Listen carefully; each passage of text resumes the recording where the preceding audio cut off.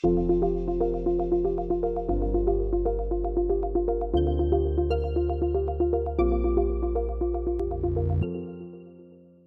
and good afternoon. Welcome to the talk series on Guiding Lights by Zaggle. I'm Payal Gandhi Hoon, your host, bringing you up close for some riveting conversations with some of the brightest HR leaders. Today, I have someone with me who is articulate, progressive, and a courageous leader. As a people leader, he believes that people are culture carriers, performance multipliers, risk mitigators, and brand custodians of any company. With close to 3 decades of experience across FMCG and financial services, and currently the media and entertainment sector, he has led HR across large Indian and multinational companies. It's a pleasure to welcome Animesh Kumar, President, HR and Transformation at Zee Entertainment, to be the guiding light today. Hello, Animesh. Hi, Payal. Thank you so much for those kind words. It's an introduction that my mother and father, parents would be very proud of, but I think only my mother would believe. I think my father would look at it and know that this is just being somebody being very nice to me. But thank you so much for the lovely Not at introduction. all. My pleasure. Absolutely. So, Animesh, we'll get started. You worked across various sectors, and we're curious to know what really is your success blueprint to being the HR leader that you are today. To kind of synopsize a 3 decade career into a blueprint, I think is eminently impossible. There is a line that I've always believed in, which is luck is the residue of hard work.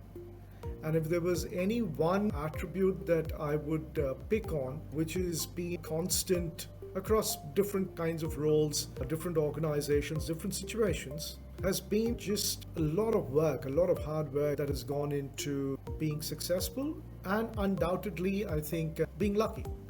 It's important to be at the right place at the right time for opportunities to land in your lap very often.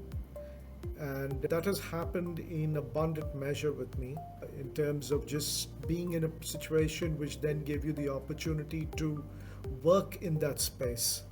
And then everything flows from there. And I think as a rule, hard work is necessary, not sufficient, but a necessary condition for any success. And it's underpinned almost every successful leader that I've read about or worked with in my career. What do you think? One personal trait you said is hard work, and the second is spotting the right opportunities, being at the right place at the right time. And any other traits that you feel as a personality type that you think HR fraternity needs to really have and that keeps you going in terms of creating that impact as a HR leader? It would be the fact that I've spent time understanding the business of business in whichever organization or sector I've worked in. I am actually in the camp that does not believe that HR is a function that is completely fungible across sectors and across businesses. It is as fungible as marketing is, or finance is, or for that matter, sales is across sectors and across businesses. To be a great professional in any specific area or any domain expertise that you bring to the table, it's imperative that you understand the business. You understand the drivers of the business, the micro and macro factors that impact positively as well as negatively. You understand the way a rupee of profit gets generated in your enterprise.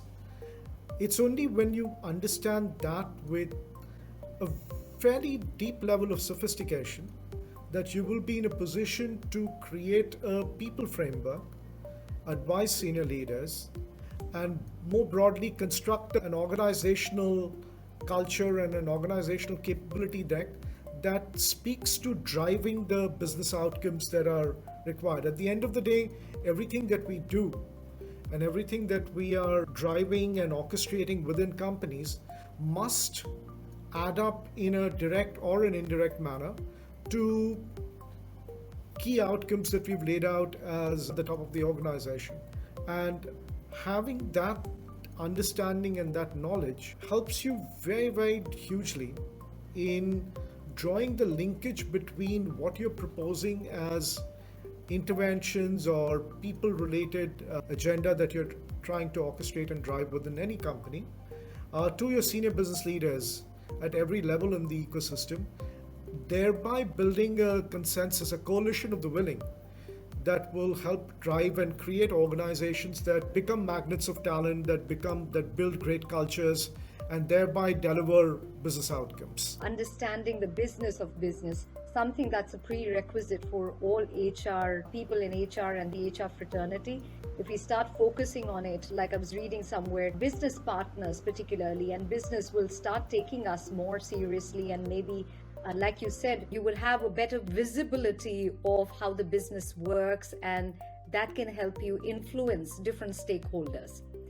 So I think HR, it has been moving through a transition, and change is the only thing constant. And there was this research that was done by Gartner, apparently, that typical organization today has undertaken 5 major firm-wide changes in the past 3 years. And nearly 75% expect to multiply the types of major change initiatives they will undertake in the next 3 years. Yet half the change initiatives fail, and only 34% are a clear success. So clearly, on that note, that change is not an easy ball game.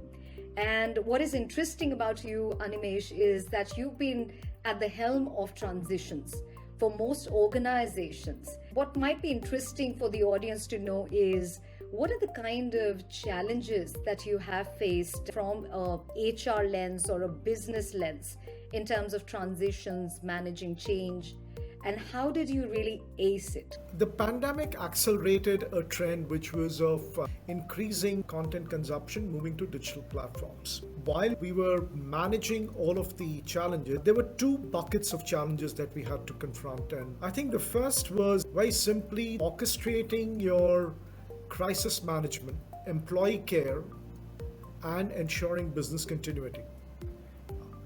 I don't think any of our business continuity plans had envisaged that across every location, access to your physical offices would get completely compromised. The function and people in the function have done a stellar job these last 2 years. They've really been the internal front line. We talk about the medical fraternity being at the front line of this war, and that's a very apt narrative for the medical fraternity.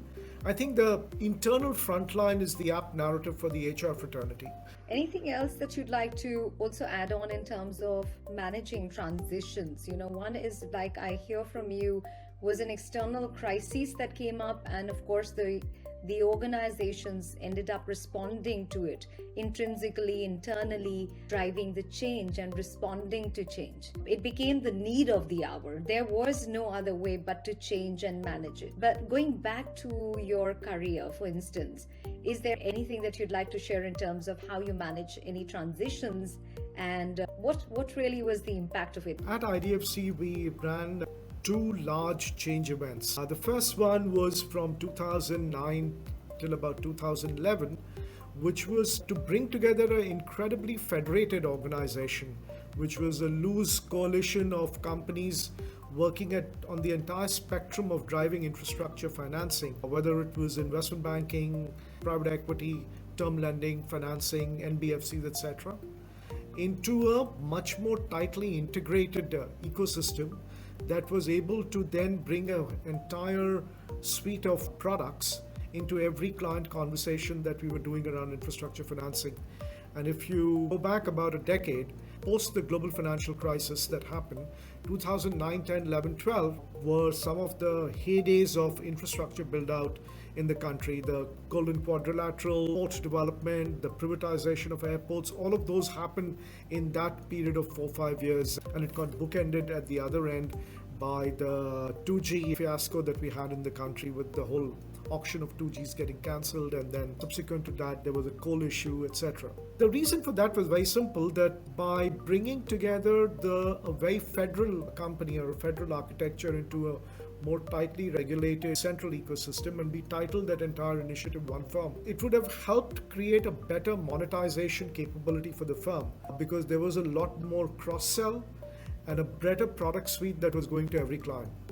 So taking a horizontal view of profitability and of product connect with the clients then allowed you to do that much more with each of these clients, and it obviously resulted in IDFC between 2010 and 12. It grew almost 2.5x in terms of top line and almost 3x on bottom line. We went from 700-800 crores profitability to about 1800 crore PAT at the end of that period. So that was the driver of change. It's a difficult process to manage, and God willing, I've been lucky at that. I don't think it's luck, but it's really your experience and the understanding of the change intervention. Obviously, different HR trends are coming to the foray and they are gaining a lot of momentum.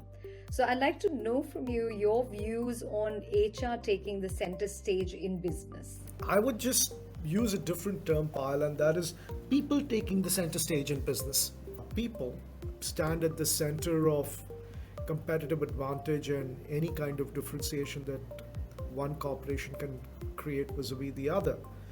And therefore, it is really the people who are now at the center stage, and people and capability. So the way I've seen this evolve is, and more than evolve, I think what's going to play out in the future is culture and capability are going to become the cornerstones of successful organizations. Great culture and on-point capability. I'm intrigued by the way technology is going to shape HR. There was a body of work that we were doing in my earlier organization, IDFC, which was to combine static and active data to build a predictive model of various things. All of that was possible only because you were able to bring different kinds of data, both from within the organization and outside the organization, to build that. That's the one area that I'm quite intrigued by, and I see the impact of that being quite game-changing. You spoke about people being the center stage. I like that part, rather than HR really taking it, and highly personalized environments and creating experiences for employees as an organization. And in that matter, if I was to segue and really take it to enhancing the employee life cycle with an organization and not separating it, like anyway, the lines are getting blurred in terms of whether it is workspace or it's family. So I think it's high time, and we have started to, as HR, take cognizance of that fact. And we're also looking at coming up with different ways of engaging employees, interfacing with employees better. So one of the aspects of that in terms of HR trends, I would say, is looking at rewards and recognitions, and also looking at benefits for employees. Because I think now more than ever, it's playing a very accelerated role in terms of retaining and also engaging with employees. So are there any best practices that have been adopted at Zee that you'd like to share with us, or your perspective on how rewards and recognitions and employee benefits are really impacting the entire culture, if I may say so? There is long-term incentives, there is benefits, and there is recognition. And let me talk about it in inverted order, because I think our approach is different. Maybe others are following that. So we look at recognition as a key tool and a key enabler of the cultural ecosystem we are trying to create. It is intended to recognize, and recognition is being proven to be one of the biggest catalyzers of change. So you've articulated a context, you've defined these are the new ways in which we need to behave. And when you then see people being recognized for adopting those kinds of behaviors, then the incentive to adopt and to follow that behavior is a lot higher. And our entire recognition ecosystem, which is predicated on two plays, one is a peer-to-peer, completely unstructured recognition format, and the other is the more structured recognition. And then there's cash and rewards, which is done through benchmarking, so on and so forth. So that's the way we've looked at the entire spectrum of rewards and recognition. There's so much of transition in the way, like you said, its benefits has become like a key differentiator in businesses.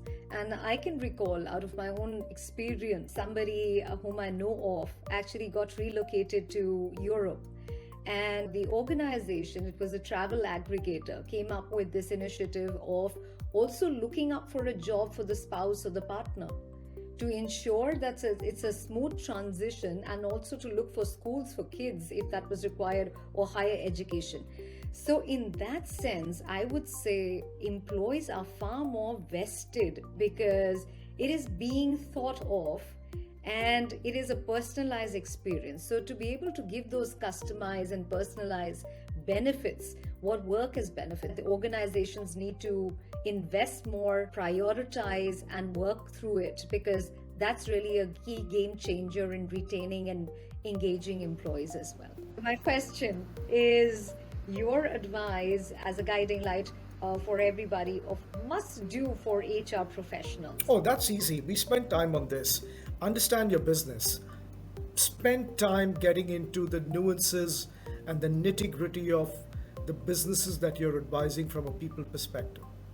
Number one thing to do for all HR professionals. Increasingly, people need bespoke solutions.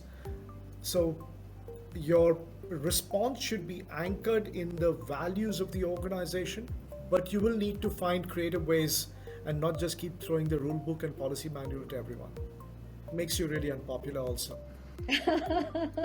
I like that. Thank you so much, Animesh. It's been a pleasure chatting with you and for being the guiding light on the Guiding Light series by Payal, Zach. thank you so much. Thanks It so was much. lovely chatting with you.